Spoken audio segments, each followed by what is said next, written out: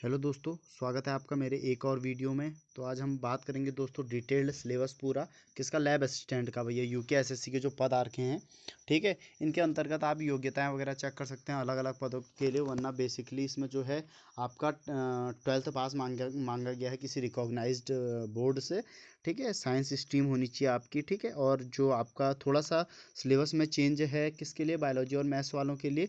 यदि आप बायोलॉजी की स्टूडेंट हैं तो आपके लिए बायोलॉजी पोर्शन आएगा, और वहीं पर अगर आप मैथ्स से आपने 12th किया है तो मैथ्स पोर्शन आएगा, ठीक है।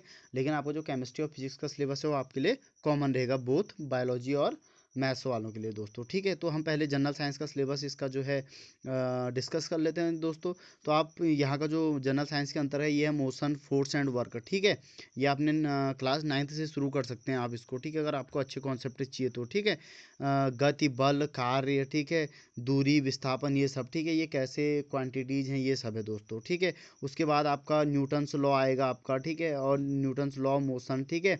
और कंजर्वेशन ऑफ मोमेंटम हो गया आपका, कंजर्वेशन में संवेग संरक्षण, ठीक है। जैसे ऊर्जा संरक्षण होता है दोस्तों, वैसे ही आपका संवेग संरक्षण भी, ठीक है। काफ़ी आसान सिलेबस है इसका, ठीक है। इसलिए मेरिट इसकी जो है आप देख लेना, पेपर के बाद जो है दोस्तों हाई जाने वाली है अगर पेपर हुआ इसका तो, ठीक है, अगर गवर्नमेंट टाइम पे कंडक्ट कराती है तो, ठीक है दोस्तों।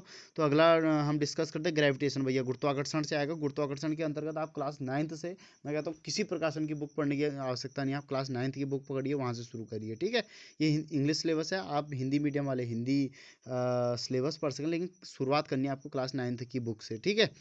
तो या आप कोई बच्चे भी पकड़ सकते हैं जो अगर ट्यूशन वगैरह पढ़ाते हैं तो आधा सिलेबस आपका ऐसे ही कवर हो जाता है, ठीक है। उसके बाद वर्क, एनर्जी एंड पावर, कार्य, ऊर्जा और शक्ति, ठीक है दोस्तों। इनकी डायमेंशंस क्या होती हैं। ज़्यादा दिक्कत आए तो आप क्लास 11th की जो है फिजिक्स की बुक पढ़ सकते हैं, उसके शुरुआती 5 चैप्टर पढ़ लीजिए, काफ़ी हैं, ठीक है। वहाँ से आपको डायमेंशंस निकालनी आ जाएगी, डायमेंशनल फार्मूला भी, विमा सूत्र भी, और आपका क्या कहते हैं इनके एसआई यूनिट्स वगैरह आप इन्हें जरूर तैयार करिएगा, ठीक है। उसके बाद ध्वनि से आएगा भैया, ये 9th में भी है ये सब, ठीक है।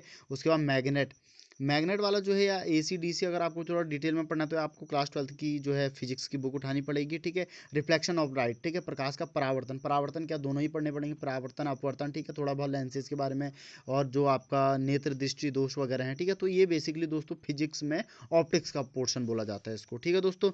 उसके बाद दोस्तों यहाँ पे हम बात करेंगे मैग्नीफिकेशन, पावर ऑफ लेंसेज वगैरह, ये सब आपको ऑप्टिक्स में मिलेगा, ठीक है दोस्तों। उसके बाद आते हैं पदार्थ, मैटर मैटर मैटर भैया पदार्थ क्या होता है, ठीक है, इसकी अवस्थाएं कितनी होती हैं, ठीक है। और आपका फ्रीजिंग पॉइंट, ये सब, ठीक है। तो ये बेसिकली थोड़ा बहुत आपको अगर ये फ्रीजिंग वगैरह देखना है इनका तो ये आपको फिजिक्स के क्रायोजेनिक्स में मिलेगा दोस्तों। थर्मोडाइनमिक्स ब्रांच है साइंस की, ठीक है। ये केमिस्ट्री और फिजिक्स दोनों की भैया कॉमन होती है, ठीक है। तो दोनों में आपको ये पढ़ने को मिलेगा दोस्तों, ठीक है। अगला करते हैं पार्टिकल नेचर, ठीक है। पार्टिकल नेचर में दोस्तों जहां पर पार्टिकल की बात है, आपको पता है पार्टिकल की खोज जो है ऋषि कर्नाड ने की थी, ठीक है। यहीं से शुरुआत होती है किसके, आपके एटॉमिक मॉडल्स की, ठीक है, इलेक्ट्रॉन, प्रोटॉन और न्यूट्रॉन की, ठीक है दोस्तों। उसके बाद हम यहाँ पर मोल कॉन्सेप्ट के बारे में पढ़ेंगे, ठीक है। आपके सिलेबस में ये भी आपको 9th में बहुत अच्छे से मिलेगा दोस्तों। उसके बाद 11th क्लास के जो केमिस्ट्री की बुक है उसके शुरुआती चैप्टर्स में आपको ये मिल जाएगा, ठीक है। उसके बाद एसिड, बेसिस एंड सॉल्ट पढ़ लीजिएगा, अम्ल, क्षार और लवण, ठीक है, इनकी बेसिक रिएक्शंस पढ़ लीजिएगा। आप जनरल रिएक्शन याद कर लीजिएगा, बाकी खुद ब खुद तैयार हो जाएंगे, ठीक है। उसके बाद दोस्तों हम आगे चलते हैं, ठीक है। यहाँ पे बेसिकली क्लास 10th में उठा के शुरुआती चैप्टर में आपको मिलेगा, जैसे आपका ये बेकिंग सोडा है, आपका ब्लीचिंग पाउडर है, ये सब आपने पढ़ा ही होगा। वॉशिंग सोडा हो गया, प्लास्टर ऑफ पेरिस हो गया, जिप्सम हो गया, कौन सी बड़ी चीज़ें हैं, ठीक है। इसलिए देखना दोस्तों, ये गारंटी के साथ कहता हूँ मैं कि इसकी मेरिट हाई जाने वाली है, ठीक है। उसके बाद दोस्तों अगर आपको डिटेल में पढ़ना है तो आप यहाँ पे पीरियोडिक टेबल याद कर सकते हैं। पीरियोडिक टेबल आप 9th 10th के हिसाब से ना पढ़िएगा, 11th और 12th में जो है उसके हिसाब से पढ़िएगा। किसके हिसाब से भैया, ब्लॉक्स के हिसाब से, एस, पी, डी और एफ जो है हमारी पीरियोडिक टेबल बेसिकली 4 ब्लॉक में बटी हुई है। एस ब्लॉक यानी जिनका इलेक्ट्रॉन, लास्ट का इलेक्ट्रॉन एस सब सेल में जाता है, और आपका पी ब्लॉक एलिमेंट वो तो इनका पी में जाता है, पी पी सब सेल में जाता है, इलेक्ट्रॉन लास्ट इलेक्ट्रॉन एंटर करता है, जिसको वैलेंस सेल इलेक्ट्रॉन भी बोलते हैं दोस्तों, ठीक है। काफ़ी आसान सिलेबस है, ठीक है, लेकिन जो है आपकी मेरिट हाई जाएगी इसीलिए, इसी चक्कर में, ठीक है दोस्तों। तो आप पूरा periodic table, F block elements, ठीक है, ये सब आप पढ़ सकते हैं, ठीक है। लगभग 119 तत्व हैं, आपको लगभग सभी को याद करना है, ठीक है। बेसिकली आपको अगर आप उनका एटॉमिक मास याद नहीं कर सकते तो एटॉमिक नंबर तो आपको याद होनी ही चाहिए, थोड़ा बहुत आपको प्रॉपर्टीज वगैरह भी, ठीक है। पी ब्लॉक काफ़ी बड़ा है, अगर आपको पी ब्लॉक डिटेल में पढ़ना है तो आप क्लास 12th की बुक उठाइए केमिस्ट्री की, वहाँ पर बहुत अच्छे से दिया गया है, ठीक है दोस्तों। उसके बाद जो बायोलॉजी वाले हैं भैया, वहाँ थोड़ा बहुत बायोलॉजी पोर्सन भी है, ठीक है। लेकिन जो मैथ्स वाले हैं वो भी बायोलॉजी पोर्सन 10th लेवल का तैयार कर लीजिएगा, क्योंकि आ सकता है भाई, ठीक है। उसके बाद दोस्तों थोड़ा सा इन्वायरमेंट से अगर आपको पढ़ना है इकोसिस्टम भैया, इकोसिस्टम परितंत्र, ठीक है। परितंत्र के अंदर फूड चेन हो गया, जैसे उसके बाद उसके अंदर आगे कंज्यूमर्स आ गए और प्रोड्यूसर्स आ गए, ये सब आपको पढ़ने को मिलेगा, ठीक है। ओजोन वगैरह के बारे में पढ़ लीजिएगा, अम्ल वर्षा एसिडिक रेन वगैरह के बारे में पढ़ लीजिएगा, यही सारा आपका सिलेबस है, ठीक है। और आपका ऊर्जा, ऊर्जा भैया पक्का पक्का आने वाला है ये तो, ठीक है। क्यों क्यों भैया, आजकल हो रहा है नवीनीकरण ऊर्जा स्रोतों के बारे में रिसर्च चल रही है, ठीक है। जैसे आपको लेटेस्ट एक बताता हूँ, ग्रीन हाइड्रोजन पर काम कर रहा है अभी सऊदी अरेबिया, जबकि उनके पास तेल के कुएं हैं, ठीक है। ये ऐसी चीज़ें जो रिन्यूएबल नहीं है, इसलिए वो किस पर काम कर रहा है, ग्रीन हाइड्रोजन पे, ठीक है। और जिसको कोई डाउट हो गूगल कर सकता है भाई, ठीक है। उसके बाद चलते हैं हम दोस्तों फिजिक्स के कॉन्सेप्ट पर, ठीक है। तो कॉन्सेप्ट और मेजरमेंट टेक्निक्स, सीधी सीधी बात, नो बकवास, ठीक है। सीधे आपने क्लास 11th का पहला चैप्टर पढ़ना है भैया, ठीक है। और kinetic motion, work energy, power and gravitation, ठीक है। ये 10th 9th से शुरू करना आपको, और 11th की बुक में बहुत अच्छे से मिलेगा इनकी यूनिट्स, ठीक है। एसआई यूनिट, ठीक है। और उसके आपके बाद डायमेंशनल फार्मूला वगैरह पढ़ना है, ठीक है। उसके बाद ये तीसरा टॉपिक दे रहे इसमें प्रॉपर्टीज ऑफ मैटर, ठीक है, पदार्थ के गुण, ठीक है। तो पदार्थ के गुण क्या, इलास्टिक बिहेवियर कह रहा है, ठीक है। इलास्टिक बिहेवियर मतलब प्रत्यास्थ कोई कितना खींच सकता है, स्ट्रेस स्ट्रेन, ठीक है, तनाव वगैरह, ठीक है। हुक्स लॉ है आपका, यंग मॉडुलस, यंग मॉडुलस मतलब यंग प्रत्यास्थता गुणांक पढ़ा होगा जो हिंदी मीडियम वाले बच्चे हैं, बल्क गुणांक, ठीक है। ये सब चीज़ें आप पढ़ सकते हैं इसमें, ठीक है। उसके बाद दोस्तों बात करते हैं थर्मोडायनेमिक्स, उसके बाद हम बात करेंगे थर्मोडायनेमिक्स में, ठीक है। बहुत इजी है, ठीक है। तो थर्मोडायनेमिक्स कहाँ से शुरू करनी है भैया, आपने सिस्टम से शुरू करिएगा। सिस्टम मतलब तंत्र, ठीक है। क्लास 11th की बुक उठाइएगा आप। तंत्र, तंत्र 3 प्रकार के होते हैं, खुला तंत्र, बंद तंत्र और विलगित तंत्र, ठीक है। ओपन सिस्टम, क्लोज सिस्टम और आइसोलेटेड सिस्टम, ठीक है। काफ़ी आसान है दोस्तों, ठीक है। थोड़ा सा दिक्कत आती है यहाँ पे electrostatics, electricity, magnetism, electromagnetic induction, क्योंकि ये थोड़ा सा डिटेल में पढ़ना पड़ेगा यहाँ पे। जैसे शुरुआत करेंगे आप electric charge, conservation of charge, ठीक है। कूलम्ब लॉ भैया, कूलाम का नियम, कई ऑथर कूलम्ब लिखते हैं, कई ऑथर कूलाम लिखते हैं भैया, ठीक है। हिंदी की किताबों में बेसिकली कूलाम का नियम लिखा हुआ, वैसे होता कूलम्ब है वो, ठीक है। तो यहाँ पे उसके बाद क्या कहते हैं, आप ओम्स लॉ पढ़ने को मिलेगा, ये तो 9th क्लास में 10th क्लास में हर जगह मिलता है, ठीक है। उसके बाद आप पदार्थ के प्रकार पढ़ेंगे भैया फिजिक्स में, ठीक है। जैसे कोई पैरामैग्नेटिक होता है, डायमैग्नेटिक होता है, ठीक है। उसके बाद फेरोमैग्नेटिक होता है, ठीक है।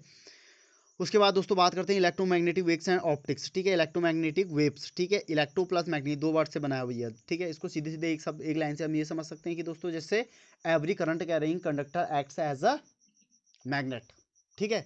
मतलब जो भी पदार्थ या ऐसी कोई चीज जिसमें धारा बहती हो, किसकी तरह काम करता है भैया, चुंबक में, ठीक है। यकीन नहीं आ रहा, कभी तार पर हाथ लगा के देखिएगा, ठीक है, हाई वोल्टेज पर, ठीक है।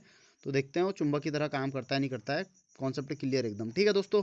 उसके बाद अगली देखते हैं modern physics and electronic devices, ठीक है। तो कोई बड़ी बात नहीं है, ठीक है। Atomic models, concept on nucleus, binding energy बंधन ऊर्जा होगी, nuclear fission and fusion. Nuclear fission simple सा समझाता हूँ मैं आपको। न्यूक्लियर फिजन क्या है भैया, ये होता है टूटना, ठीक है। बायोलॉजी वाले ऐसे समझ सकते हो, जैसे अमीबा एक में दो टूटता है ना, ठीक है। असेक्सुअल रिप्रोडक्शन होता है उसमें, ठीक है। जैसे ह्यूमन में होता है सेक्सुअल, ठीक है, शारीरिक संबंध बना के, ठीक है। और ये जो अमीबा वगैरह में होता है, ये होता है बिना शारीरिक बनाए, ये टूट जाते हैं भैया, एक के दो, दो के चार। वैसे ही न्यूक्लियर फिजन किसका होता है भैया, यूरेनियम, ठीक है। यूरेनियम के दो समस्थानिक होते हैं, 92 यूरेनियम 235 एंड 92 यूरेनियम 239, ठीक है। और फ्यूजन क्या होता है भैया, फ्यूजन होता है वो प्रोसेस जिसमें दो चीज़ों को जोड़ा जाता है। जैसे प्रोटियम और ड्यूटेरियम को अगर हम जोड़ देंगे तो उससे क्या हो जाएगा भैया, दो नाभिक जोड़ेंगे, उससे क्या निकलेगी, ऊर्जा, ठीक है। और उसी को क्या बोलते हैं दोस्तों, हाइड्रोजन बम, ठीक है। तो भैया उसके बाद क्लास 12th की बुक उठाइएगा आप। यहाँ पे or gate, and gate, nor gate, nand gate, ठीक है। ये सब आपका जो है कम्युनिकेशन इलेक्ट्रॉनिक्स के अंतर्गत आ जाता है, ठीक है दोस्तों। उसके बाद अगला चलते हैं भैया हम किसमें, केमिस्ट्री में, ठीक है।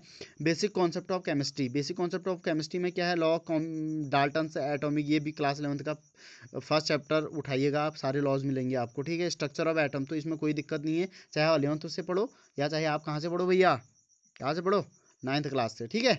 दोनों जगह सेम है। थोड़ा सा इसमें 9th क्लास में de Broglie Heisenberg uncertainty principle नहीं है, आबाऊ नहीं है, ये आपको 11th में देखना पड़ेगा, ठीक है।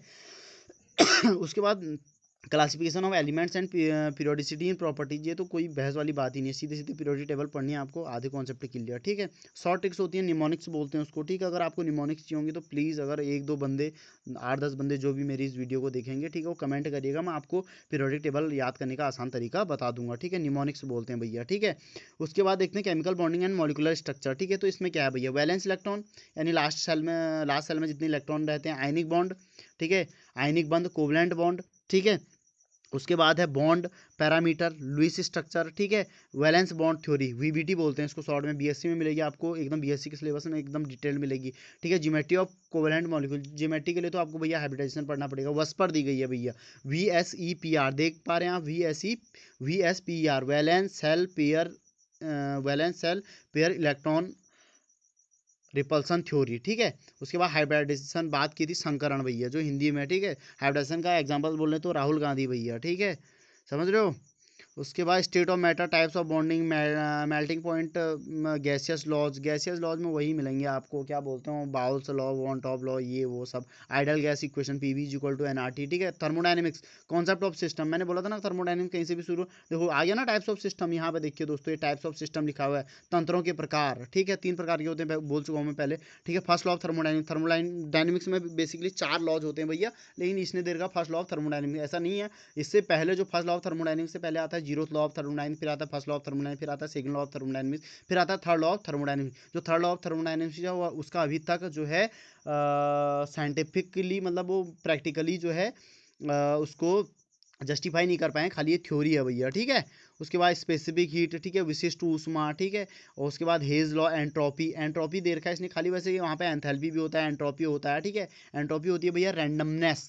ठीक है, अगर आप सर्च करेंगे तो एंट्रोपी का मतलब होता है रैंडमनेस। ठीक है, इक्विलिब्रियम मतलब साम्यावस्था। ठीक है, तो यहाँ पे बच्चों आपको लॉ मास एक्शन देखने को मिलेगा, ली चैटेलियर प्रिंसिपल लिखा हुआ है। ठीक है, ली चैटेलियर से कंफ्यूज नहीं होना है, क्योंकि जो हिंदी की किताबें होती है, मतलब हिंदी मीडियम वाले बच्चों को, ये जो ली चैटेलियर लिखा है इसको हिंदी की किताबों में ला सातेलियर लिखा जाता है, और अंग्रेजी में इसको ली चैटेलियर प्रिंसिपल बोला जाता है दोस्तों। ठीक है, उसके बाद रेडॉक्स रिएक्शन। ठीक है, हिंदी में बोले तो अपचयोपचय रिएक्शन, कई कई ऑथर आप रिडॉक्स लिखने लिखे हैं, अगर शुद्ध हिंदी में बोले तो अपचयोपचय होता है, यानी वो अभिक्रियाएं जिनमें अपचयन और उपचयन एक साथ चलता है। हाइड्रोजन भैया, हाइड्रोजन का अलग चैप्टर क्यों दे रखा है, कुछ समझ में आया, नहीं आया होगा। ठीक है, हाइड्रोजन का अलग चैप्टर इसलिए दे रखा है क्योंकि मेटल की तरह काम भी करता है और नॉन मेटल जैसा बिहेव भी करता है। एस ब्लॉक एलिमेंट हो गई भैया। ठीक है, एस ब्लॉक में क्या क्या आ गया, हलीना करप से फरार। ठीक है, और दूसरा आ गया हलीना करप से फरार, दूसरा है बेटा मांगे कार स्कूटर बाप राजी वाला। ठीक है, मतलब ये निमोनिक्स हो गई। ठीक है, तो इनके कॉन्फ़िगरेशन क्या क्या है, इनकी प्रॉपर्टीज़ क्या क्या है ये। उसके बाद आती है ऑर्गेनिक केमिस्ट्री, तो ऑब्वियस सी बात है, ऑर्गेनिक केमिस्ट्री में शुरू करने से पहले आपको बेसिक लॉज पढ़ने पड़ेंगे इसके,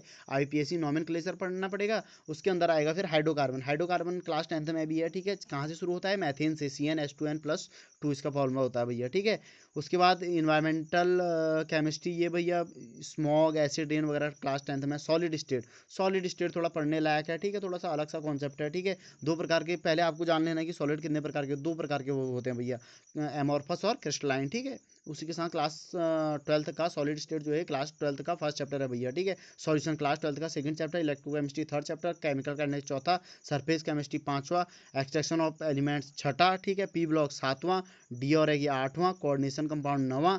ठीक है, हेलो एल्केन्स ये 10वां, अल्कोहल फिनॉल एंड ईथर 11वां, aldehyde ketone and carboxylic acid 12वां, organic compound and containing nitrogen 13वां, बायोमोलिक्यूल्स ये भी है भैया, पॉलीमर मतलब बहुलक पॉलीथीन वगैरह जो आप बनाते हो। ठीक है, तो मतलब जो डेली यूज़ होती हैं। ठीक है, जैसे आपके कुकर के हैंडल होता है ना, वो गर्म नहीं होता, तो उस पर लगा होता है बैकेलाइट। ठीक है भाई, तो ये सारी चीज़ें हैं दोस्तों। ठीक है, कोई कुछ खास नहीं है। ठीक है, लेकिन जो इसमें टफ सिलेबस है दोस्तों, मैं बायोलॉजी वाला हूँ नहीं, इसलिए मैं बायोलॉजी का सिलेबस डिस्कस नहीं करने वाला। ठीक है, तो मैथ्स में जाते हैं, जो इसका मैथ्स का पोर्शन है दोस्तों, ये ज़रा सा टफ है। आप बोलेंगे ये तो 12th का ही दिख रहा है, नहीं भैया, ये जो है इसमें कुछ ऐसी चीज़ें हैं जो आपको बीएससी में मिलेंगी डिटेल में। ठीक है दोस्तों, तो आप ये बीएससी वाले जो बच्चे हैं वो इसको कर सकते हैं। ठीक है, आप अपनी किताबें दोबारा से रिवीजन करिएगा दोस्तों उनका। ठीक है, धन्यवाद इसी के साथ, नमस्कार। ठीक है, और कमेंट करिएगा, लाइक करिएगा, शेयर करिएगा दोस्तों। Thank you.